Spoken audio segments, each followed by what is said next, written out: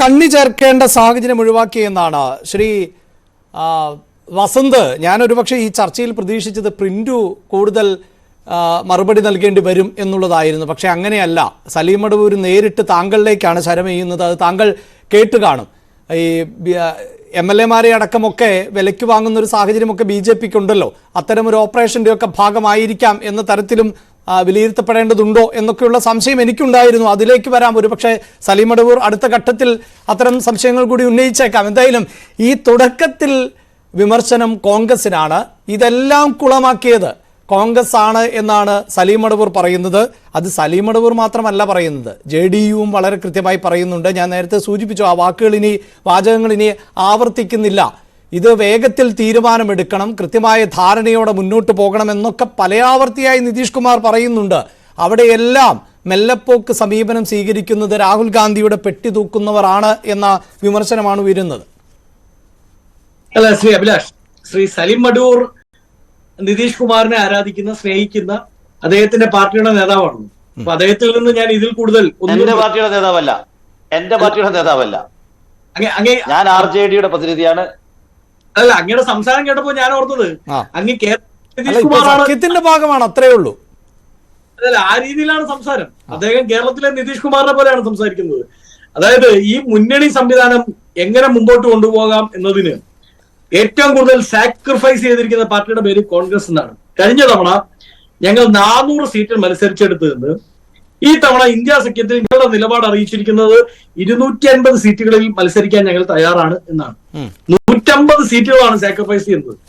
ഇനി ഇദ്ദേഹം പറയുന്നത് കേട്ടാ, ഇനിയും വിട്ടുകൊടുത്താൽ അക്ബർ റോഡിലുള്ള ACC ഓഫീസ് കൂടി വിട്ടുകൊടുത്താൽ സമ്പൂർണ്ണമാകും ഈ മുന്നണി സംവിധാനം എന്ന് പറഞ്ഞാൽ അതിന് സൗകര്യമില്ല ശ്രീ സലീം മടവൂർ എന്നുള്ളത് അങ്ങ് മനസ്സിലാക്കിയാൽ മതി.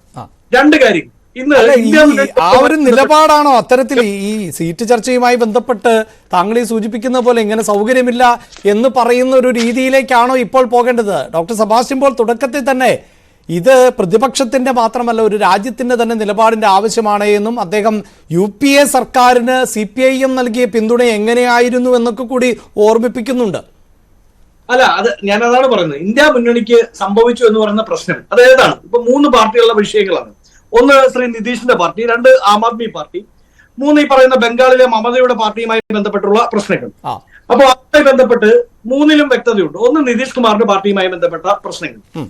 അപ്പൊ എന്താണ്, നിതീഷ് എല്ലാ കാലത്തും അദ്ദേഹത്തിന്റെ രാഷ്ട്രീയ ലെഗസിയെ പറ്റി നമ്മൾ പരിശോധിച്ച് നോക്കിയാൽ ഇന്ന് NDA-യിലാണെങ്കിൽ നാളെ അദ്ദേഹം ഇന്ത്യ മുന്നണിയിലോ അല്ലെങ്കിൽ UPA-യിലോ, നാളെ കഴിഞ്ഞ് 3ാം മുന്നണി ഉണ്ടാക്കണമെന്ന് പറഞ്ഞ് അദ്ദേഹം അതിരാവിലെ എണീറ്റ് അതിനുവേണ്ടി ഇറങ്ങി പുറപ്പെടുന്ന ഒരു രാഷ്ട്രീയ നേതാവാണ്. അത് നമ്മൾ അക്സെപ്റ്റ് ചെയ്തേ മതിയാവും. അല്ല, ഇത് UPA-യിൽ ക്ഷമിക്കുക, ഇത് ഇന്ത്യ മുന്നണിയിൽ അദ്ദേഹത്തിന്റെ പാർട്ടി വന്ന സമയത്ത് എനിക്ക് തോന്നുന്നു മീഡിയ വണ്ണിലെ ചർച്ചയിലാണ് ഇതേ നിലപാട് ഞാൻ പറഞ്ഞിട്ടുണ്ട്. അന്നത്തെ ആർക്കൈവ്സിൽ ഇത് ലഭ്യവുമാണ്. എന്റെ നിലപാടിന് അന്നും ഇന്നും മാറ്റമില്ല.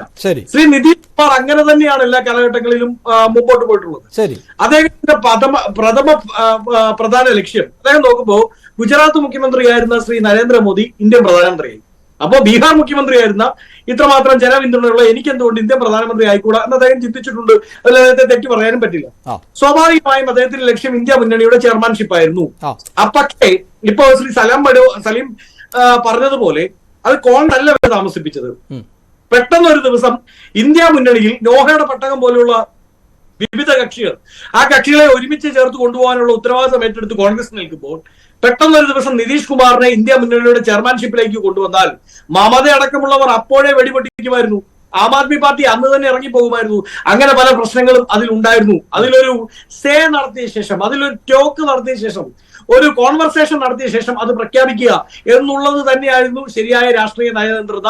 അത് ഇപ്പോഴും ഞാൻ അതിൽ ഉറപ്പ് പറയുന്നു. ഇപ്പോ NDA-യിലേക്ക് തിരിച്ചു പോകുന്നു. NDA-യിലേക്ക് അദ്ദേഹത്തിന് ലഭ്യമാകുന്നത് NDA-യുടെ വൈസ് ചെയർമാൻഷിപ്പോ അല്ലെങ്കിൽ കൺവീനർ സ്ഥാനമോ ലഭ്യമാകും എന്ന് തോന്നുമ്പോഴാണ് പോകുന്നത്. ലല്ലുവിന് അടുത്ത ദിവസം മാർക്ക് കൊടുക്കണ്ട, 2 വർഷം കൂടി ഇനി മുഖ്യമന്ത്രിയായി ഇരുന്ന് കളഞ്ഞേക്കാം എന്നുള്ള പ്രതീക്ഷയോട് കൂടിയാണ് അദ്ദേഹം പോകുന്നത്. അതുകൊണ്ട് നിതീഷ് കുമാറിന്റെ രാഷ്ട്രീയ നിലപാടുകൾ അത് എത്ര നമ്മൾ ചർച്ച ചെയ്താലും അത് അദ്ദേഹം തീരുമാനിക്കുന്ന പോലെ ഇരിക്കും എന്നുള്ളതാണ്. അതിന് പ്രത്യേക ആശയപരമായ അടിസ്ഥാനമോ അടിത്തറയോ ഇല്ല. അതിൽ കോൺഗ്രസ് ഒന്നും ചെയ്യാൻ പറ്റില്ല. ശ്രീ അഭിലാഷ്, കോൺഗ്രസ് പറയുകയാണ് ഒരു കാര്യം ചെയ്യൂ, നിതീഷ് കുമാർ ബീഹാറിലെ എല്ലാ സീറ്റിലും മത്സരിച്ചോളൂ, എല്ലാ സീറ്റിലും മത്സരിച്ചു, കോൺഗ്രസിന് സീറ്റേ വേണ്ട എന്ന് പറഞ്ഞാൽ പോലും നിതീഷ് പറയും ഇല്ല, കോൺഗ്രസ് സീറ്റ് പിടിച്ചു വാങ്ങാൻ ശ്രമിക്കുന്നു, അതുകൊണ്ട് ഞാൻ പോകുന്നു എന്ന് പറഞ്ഞ് ഇറങ്ങി പോകുന്ന ടീമാണ് നിതീഷ്. മമതയുടെ കാര്യം, മമതയുടെ കാര്യത്തിൽ സ്വാഭാവികമായും അവിടെ നിന്ന് ശ്രീ അധിർ രഞ്ജൻ ചൗധരി എന്ന് പറയുന്ന പാർട്ടിയുടെ ഏറ്റവും ഏറ്റവും പ്രഗത്ഭനായ നേതാവ്, പാർട്ടിയുടെ CLP ലീഡർ, അദ്ദേഹം അവിടെ നിന്നുണ്ട്. അവർ രണ്ടുപേരും യൂത്ത് കോൺഗ്രസിന്റെ അഖിലേന്ത്യാ കമ്മിറ്റിയിൽ ഉണ്ടായിരുന്നവരാണ്. നമുക്കറിയാമല്ലോ, അഖിലേന്ത്യാ ജനറൽ സെക്രട്ടറി ആയിരുന്നു ശ്രീമതി മമത. അവർ അവിടെ നിന്ന് അഖിലേന്ത്യാ പ്രസിഡന്റ് സ്ഥാനം ആഗ്രഹിച്ചു, അത് ലഭ്യമായില്ല. അവർ പാർട്ടി വിട്ടുപോയാണ് പാർട്ടി ഉണ്ടാക്കുന്നത്. ആ സമയം തൊട്ട് അധിർ രഞ്ജൻ ചൗധരി അടക്കമുള്ള അവിടുത്തെ PCC നേതാക്കളുമായി മമത നടത്തുന്ന ഒരു ഫൈറ്റ് ഉണ്ട്. മമതയും അവർ നടത്തുന്ന ഫൈറ്റുമുണ്ട്. BJP അവിടെ പിക്ചറിലേക്ക് വരുന്ന ഈ അടുത്ത കാലത്താണ്. ഇത്രയും കാലം ഇവിടെ റെസിസ്റ്റൻസ് മൂവ്മെന്റ് നടത്തിയിരുന്നത്, പ്രതിപക്ഷമായി നിന്നിരുന്ന അവിടുത്തെ കോൺഗ്രസ് നേതാക്കളാണ്. ആ പ്രദേശ് കോൺഗ്രസ് കമ്മിറ്റിക്ക് ചെറിയ പ്രശ്നങ്ങൾ ഉണ്ടാവുമെന്ന് അത്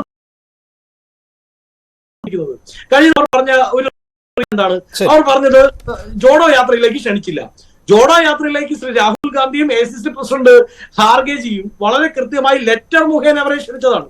ശ്രീമതി സോണിയാഗാന്ധി വളരെ കൃത്യമായി ഇന്ത്യ മുന്നണിയുടെ കഴിഞ്ഞ യോഗത്തിൽ വെച്ച് അവരോട് ഇന്ന ദിവസങ്ങളിലാണ് ബംഗാളിലൂടെ ഈ യാത്ര കടന്നു പോകുന്നത്, അങ്ങയുടെ സൗകര്യം ഞങ്ങൾ സൗകര്യാർത്ഥം അങ്ങയുടെ പങ്കാളിത്തം ഞങ്ങൾ ക്ഷണിക്കുകയാണ് എന്നാണ് പറയുന്നത്. ഇന്ത്യ മുന്നണി തുടങ്ങുന്നതിന് മുമ്പ് ഒന്നാം ജോഡോ യാത്രയുടെ ഫ്ലാഗ് ഓഫ് ഈ തമിഴ്നാട്ടിൽ നിന്ന് സ്റ്റാലിനെ കൊണ്ട് ചെയ്യിച്ചവരാണ് ഞങ്ങൾ. ഞങ്ങൾക്ക് എന്താ കോൺഗ്രസ് ലീഡേഴ്സ് ഇല്ലായിരുന്നോ? അല്ലെങ്കിൽ നാഷണൽ ലെവലിലുള്ള ഒരു കോൺഗ്രസ് ലീഡറെ കൊണ്ടുവന്നാൽ മതിയായിരുന്നല്ലോ? അല്ല, ഞങ്ങൾ വീഴ്ചയ്ക്കും തയ്യാറാണെന്നേ. അപ്പൊ അദ്ദേഹം പറഞ്ഞു ഒരു കാര്യം കൂടി ശ്രീ അഭിലാഷ്, ഞാൻ 10 സെക്കൻഡ്. ഈ ശ്രീ സലീം മടവൂർ പറഞ്ഞു പ്രധാനമന്ത്രി പദത്തിന് വേണ്ടി ശ്രീ രാഹുൽ ഗാന്ധി ശ്രമിച്ചു എന്ന്.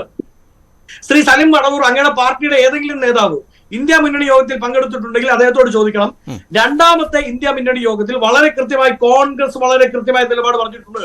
പ്രധാനമന്ത്രി പദത്തിൽ ഞങ്ങൾക്ക് സേ ഇല്ല, ഞങ്ങൾക്ക് ഡിമാൻഡ് ഇല്ല. അത് ആരുമായിക്കോട്ടെ, കോൺഗ്രസിൽ നിന്ന് ഒരാളും അത് ചോദിക്കാൻ വരില്ല എന്ന് കൃത്യമായി കോൺഗ്രസ് ലീഡർഷിപ്പ് ഇന്ത്യ മുന്നണി യോഗത്തിൽ അറിയിച്ചിട്ടുണ്ട്. ഇനി ആം ആദ്മി പാർട്ടിയുടെ കാര്യത്തിൽ അവർ പറയുന്നത് പഞ്ചാബിൽ തൽക്കാലം നമുക്ക് ഒന്നിച്ചു പോകാൻ പറ്റില്ല എന്നാണ്. അത് തന്നെയാണ് ഇന്ത്യ മുന്നണിയുടെ തീരുമാനം. ഇപ്പൊ കേരളത്തിൽ ഇന്ത്യ മുന്നണിയാണ് എന്ന് പറഞ്ഞ് CPM കോൺഗ്രസും ഒരു പറ്റില്ലല്ലോ. പഞ്ചാബിൽ ഈ BJP പിക്ചറിലേ ഇല്ലെന്ന്. ഞാനൊന്ന് ഇടപെടുന്നത് ശ്രീ സലീം